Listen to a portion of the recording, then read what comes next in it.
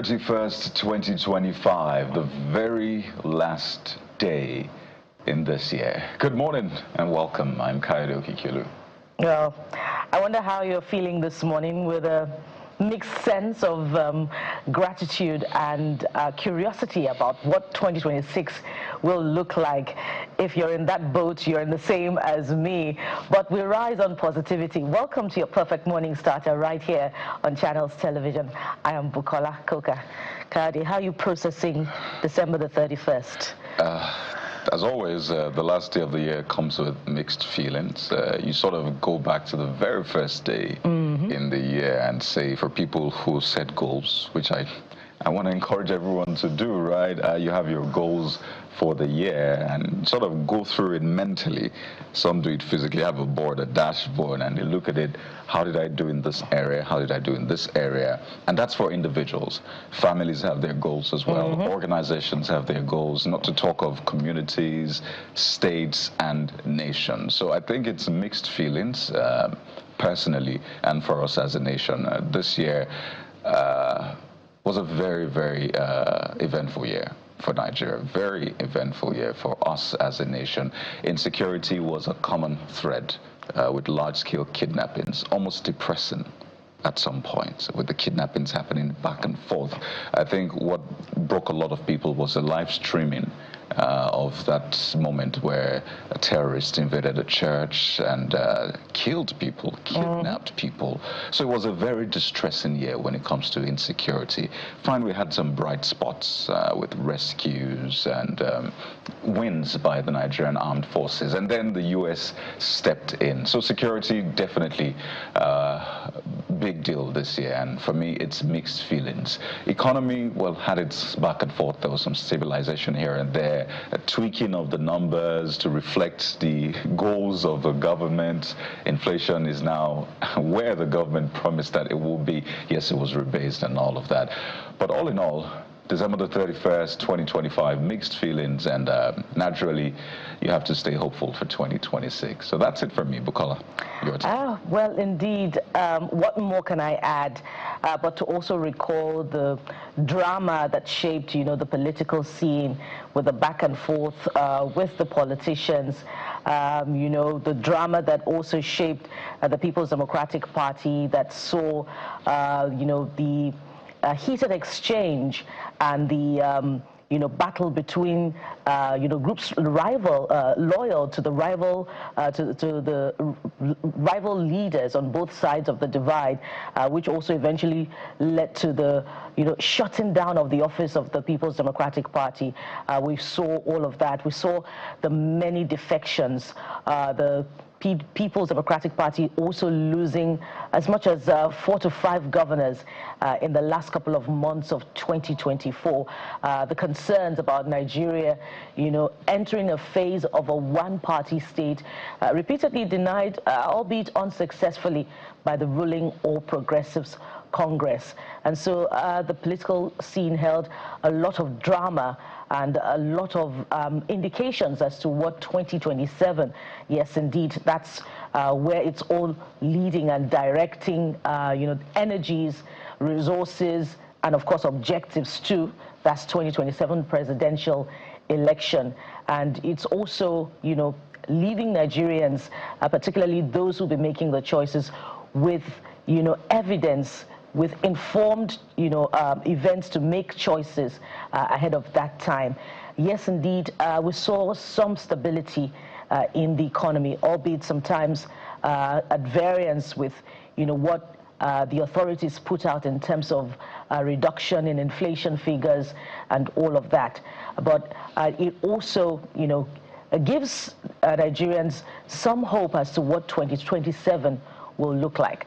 And so besides all of the security concerns, it's been a good year, if you ask me, Kadi. Well, so there you go. A lot of people will be taking stock naturally. So on the show today, we'll help you tie up the year when it comes to security, politics. There are big things expected to happen today. But let's tell you that fire has gutted a section of the Arena Market in Oshodi, Lagos, destroying about 10 shops. And there you see images just right when the fire was blazing. According to a statement by the Lagos State Fire and Rescue Service, they received a distress call at approximately 17:50 hours, which is 5:50 p.m., reporting a fire outbreak at the market. It is said that firefighting units were promptly dispatched and arrived at the scene within 5 minutes.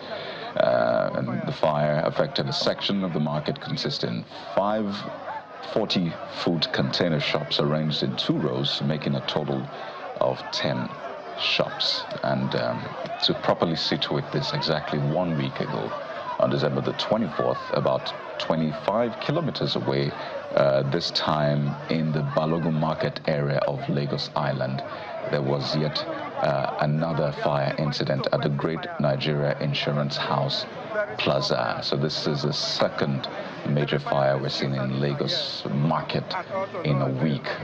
The Great Nigeria Insurance House Plaza fire took lives, and in fact there are reports that some people may still be trapped under the rubble of, or at least in the building that caught fire.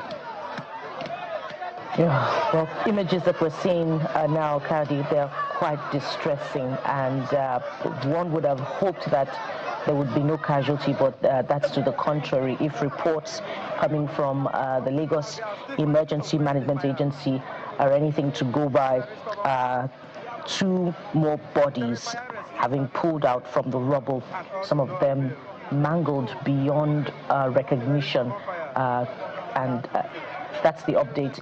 If anything changes, we'll be getting updates before the end of the day from officials of the Lagos State Emergency Management Agency. But according to reports, that now puts the death toll from the Arena Market fire in Oshodi to 5 at this time. And so there's a big question mark on safety measures in our markets. You know, Oshodi is another big commercial nerve center in Nigeria, just as we talked about, the Great Nigeria Insurance building in Balogun that took place last week, a very big commercial nerve center in Nigeria's central business district. Oshodi is just another one, a very big shopping center for many Nigerians, a place that empowers a number of entrepreneurs. And so what's public safety like? Are there fire drills? Where are the exit points for those who are doing their business in Oshodi? Who are the leaders of the market? And what's the Lagos State Safety Commission doing, to train, these entrepreneurs in these, very big commercial nerve centers in terms of fire drills and all of that to ensure safety? Where do they, place their generators in case of power cuts? Are there, fuels placed anywhere near, inflammable content? So these are the questions that we should ask, and I think we should continue to mainstream, conversations around public safety in, areas like this that attract a lot of, traffic in terms of even people going there, to shop beyond those who are entrepreneurs. Indeed. So part of that update about the death toll is from the Great Nigeria Insurance building, which occurred on December the 24th, and then we had this one just yesterday, which is a development story at the Arena Market in Oshodi. So we'll keep our eyes on those events and, of course, follow them. Let's also tell you that President Bola Tinubu says that the tax laws will take effect from tomorrow.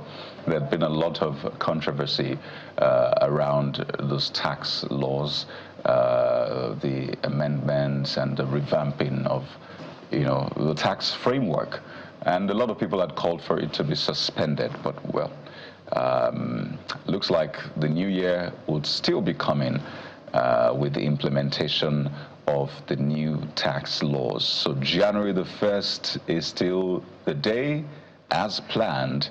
That's in a statement that was released on behalf of the president. So It looks like no turning back on this one, but the issues still remain. The discrepancies that were alleged by the lawmakers, what is going to happen to them, how is it being treated? We understand that the House is investigating it, so let's ensure that the right things are done. We don't end up in a bigger mess that we're trying to fix. But that is what we have for you. The new tax laws will be implemented on January the 1st, which I should just say is tomorrow, less than 24 hours away. When you say January the 1st, sounds like a long time. Tomorrow, that's what we have for you. Well, the president's statement did acknowledge public conversation on, the ongoing controversy. And, just to quote from his statement, our administration is aware of the public discourse surrounding alleged changes to some provisions of the recently enacted tax laws. No substantial issue has been established that warrants a disruption of the reform process. Absolute trust is built over time through making the right decisions, not through premature reactive measures. Now, the House of Representatives leadership just last week recommitted itself to integrity in its, lawmaking processes, acknowledging concerns that this concerns raised by Honorable Dasuki does raise question marks on issues of integrity around its lawmaking processes, but promised to ensure that investigations will be carried out.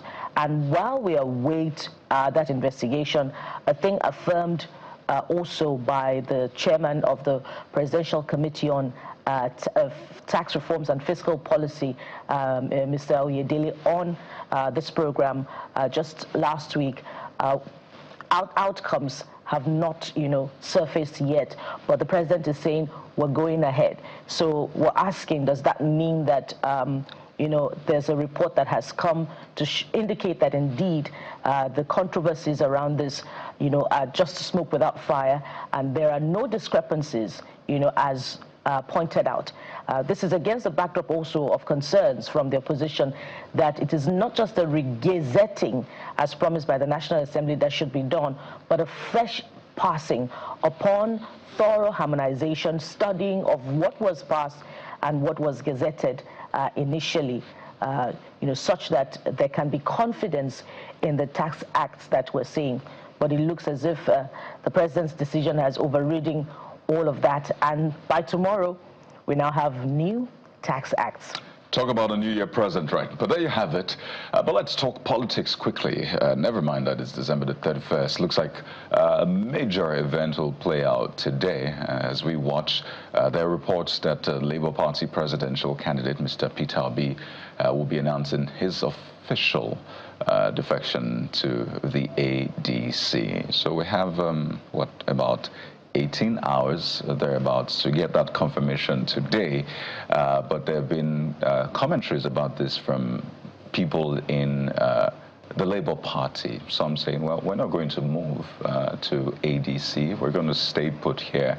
But we'll see how this plays out. The report around Mr. Peter Obi joining the ADC. Yes, he was at that meeting with what has been described as a coalition, but he never officially defected to the ADC. In fact, former Vice President Atiku Abubakar was also in that meeting, but he didn't officially defect to the ADC until recently. So we'll see how it plays out, but clearly the All Progressives Congress will be watching this space because the coming together of Atiku Abubakar, Peter Obi, whom from, last election scored higher than the president, if you put it together, would definitely worry and concern APC. But hey, we have 18 hours in the day to find out if this is going to happen or not.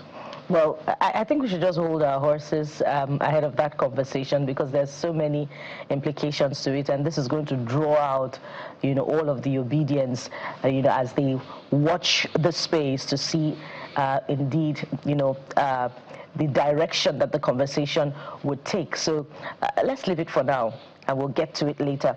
But we're also very high on other subject matters this morning, particularly security from many fronts.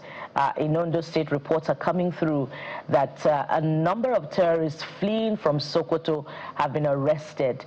And so we'll be talking with Amotekun to find out the details that they have been able to extract from these suspected terrorists that have been arrested from Ondo State. And of course, we'll also, take time out to look at the capacity of this state security initiative, this regional security initiative, and to see, how their capacity can be expanded to further strengthen it to tackle insecurity in the region.